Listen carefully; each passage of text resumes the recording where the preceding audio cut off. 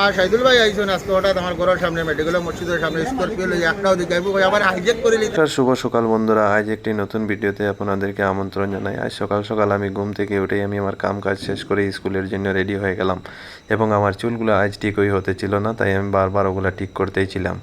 এরপরেই আমি আমার সব কাম কাজ শেষ করে স্কুলের উদ্দেশ্যেই আমি আমার রওনা হয়ে গেলাম।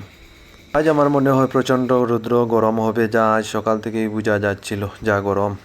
তারপর আমি পৌঁছে যাই স্কুলে গিয়ে পৌঁছে স্কুল শেষ করে তারপর আমাদের একজন স্টাফের মা, উনি অনেক অসুস্থ, আমাদের ইংরেজি ম্যাডামের মা, তাই ওনার মাকে দেখার জন্য এবং আমি এবং আমার এমডি স্যার এবং আমাদের স্টাফ ওর উদ্দেশ্যেই রওনা হতেছিলাম। তাই আমি রওনা হতে হতে আমরা গাড়ির ভিতরেই ঢুকি এবং ঢুকের পরেই আমি এই দৃশ্যগুলো আমার ক্যামেরায় বন্দি করতেছিলাম এবং আমার ইসলামিক টিচার যে তাকাচ্ছিলেন, রে বাবা দেখেন দেখেন, এবং স্যারও তাকাচ্ছেন আমার পিছে পিছে। এরপরে আমি হসপিটালের সামনে ফানি শিলচারি রনি ভাইয়ের সাথে লাগাল পেয়ে যাই। রনি ভাইয়ের সাথে চা খেতে খেতে আমি অনেকগুলা গল্প করতেছিলাম এবং রনি ভাই কি বলতেছেন আপনারা শুনেন।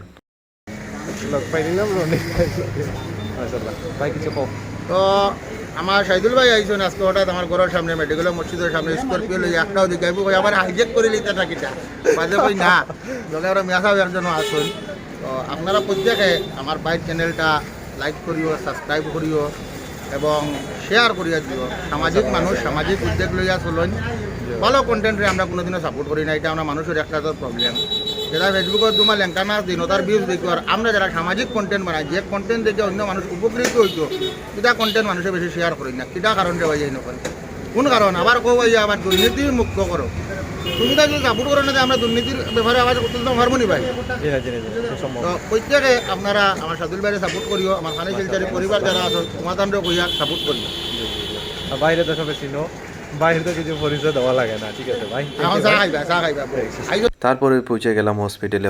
হসপিটালে পৌঁছার পর আমরা যে ওনার রোগী দেখতে গিয়েছিলাম ওনাকে ফোন দিলাম। ফোন দেওয়ার পর উনি নিচে আসেন এবং এসে আমাদেরকে সাথে নিয়েই উনি যাচ্ছিলেন এবং আমি যেতে যেতে একটাই জিনিস বুঝেছিলাম যে মানুষের জীবনের যে মূল্য তা কখনোই বোঝা আমাদের সম্ভব নয়। যদি আমরা হসপিটালে গিয়ে অনেক দিন পড়ে থাকি তাহলেই আমাদের মূল্য বোঝা উচিত, কারণ হসপিটালে গেলেই দেখা যায় যে অনেকগুলো রোগী অনেক আক্রান্ত হয়ে হসপিটালে আছেন, যা ওনারা খুব অশান্তি এবং কীভাবে দিন কাটাচ্ছেন ওনারাও বুঝতে পারেন একমাত্র জীবনের মূল্য।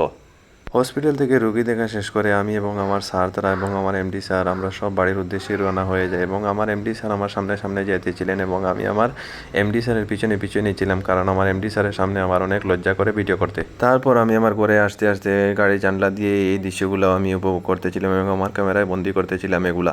বন্ধুরা, কষ্ট করে ভিডিও দেখার জন্য আপনাদেরকে অশেষ ধন্যবাদ। যদিও ভালো লাগে আমার ভিডিও তাহলে আমাকে একটু একটু সাপোর্ট করে যাবেন। লগ পাইছি আরও একটি নতুন ভিডিওতে। আসসালামু আলাইকুম ওয়া রাহমাতুল্লাহি ওয়া বারাকাতুহু।